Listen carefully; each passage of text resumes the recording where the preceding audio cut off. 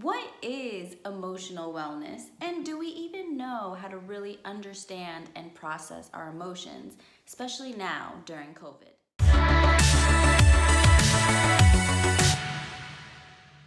Hello, you bright lights, and welcome back to my channel. My name is Brie Mosquera, and I am a Law of Attraction mindset coach.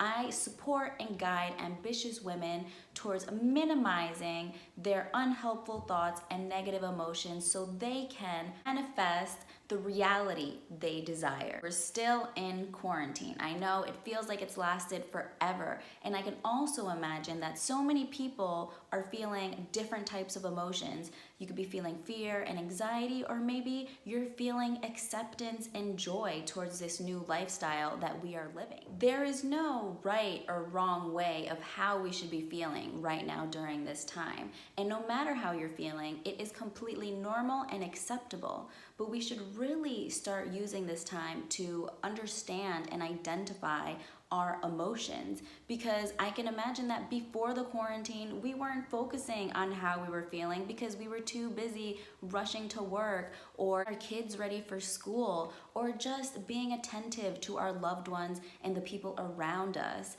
So this is the time to stop avoiding and ignoring the emotions that we've been putting aside and start understanding what are these emotions trying to tell us. No matter if you're experiencing positive emotions or negative emotions, either way, emotions are a sign and they're trying to give us a message. So today I will be explaining how emotions influence our actions, and also sharing a few questions that you can start using to reflect on your level of emotional wellness. A quick little review of what emotional wellness is. So emotional wellness is the awareness, understanding, and acceptance of your emotions, and just knowing how to properly manage and deal with your emotions, so then you are able to then handle a situation more effectively rather than handling it in a harmful or ineffective way. By being more self-aware of your emotions,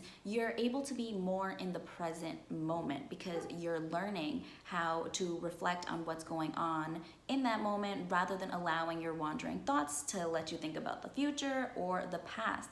And also, by being able to identify your emotions, you're developing emotional intelligence. And there are 34,000 emotions that we can experience, but in a day we experience about 12 different emotions, which gives us even more reason to understand what are these emotions that flow in and out of us throughout the day. Let's begin to understand how our emotions are processed and how they influence our actions. The first one is emotion component, which is when you're experiencing, you're feeling the emotion, and you begin to recognize that you are feeling some type of way. The second way is called action tendency component, which means that you identify the emotion and then you take the action needed to manage the emotion. So sometimes actions are within our control or outside of our control. So when you think of quarantine, us being stuck in our homes is out of our control,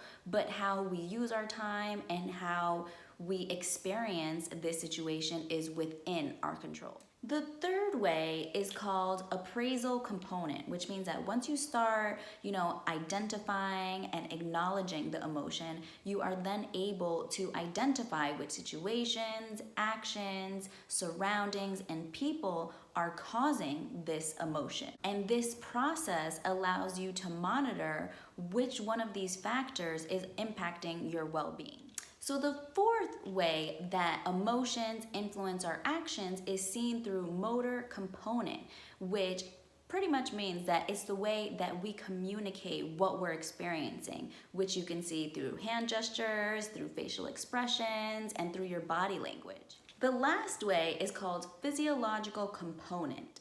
This last component supports all four of the other components, and it's a chemical reaction that we experience in our body to the emotion that we're feeling. So for example, when you feel yourself getting really hot, when you're getting angry, or maybe your cheeks start to turn red when you're angry as well, or when you're anxious, your hands get sweaty. So it's the physical reaction to our emotion.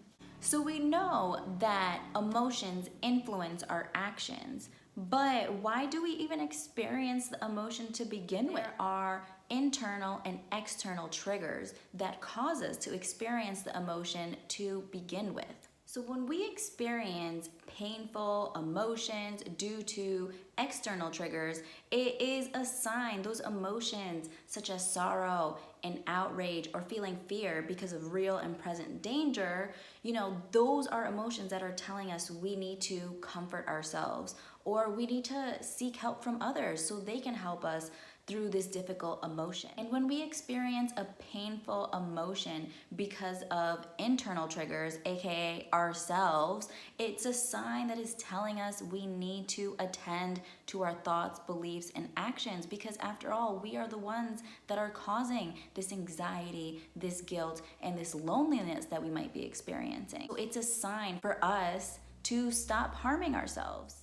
And when you experience positive emotions because of external or internal triggers, it is a sign that is pretty much telling you to enjoy it, that you are on the right path, that you are thinking, believing, and acting in ways that is supporting the lifestyle and the mentality that you desire. Let's talk a little bit more about our emotions, right? So there are 6 core universal emotions that we experience across different cultures, and that can be recognized by hand gestures, our facial expressions, and our body language. So these 6 core emotions are joy, sadness, fear, disgust, anger, and surprise. There are 34,000 emotions that we can experience. And I'm sure we've heard some of them, feeling annoyed or feeling hopeful, right? But for the most part, we're taught to express ourselves using basic emotional language,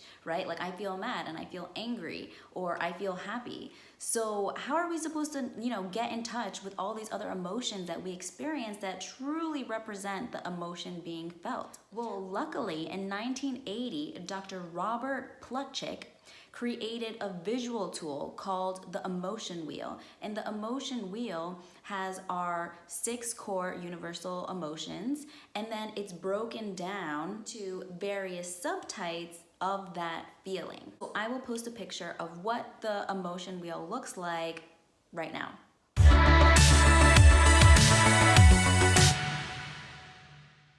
This is a great tool that you can use so you can begin to establish new language to express your emotions, in addition to understanding the relationship between each emotion and the intensity of the emotion. So I'm sure we all have some type of understanding of what are the emotions that we feel on a day-to-day. But in order to, really keep ourselves in check and to monitor our growth, it's really important that we ask ourselves reflective questions that are going to help us see what areas we need to improve and work on and what areas are smoothly sailing by. So I will share 10 questions that you can ask yourself to monitor your level of emotional wellness and see what emotions might be holding you back from staying motivated during the quarantine, and also to achieve your goals that you are creating for after quarantine, and just in general, just to be able to check in and understand how you're feeling.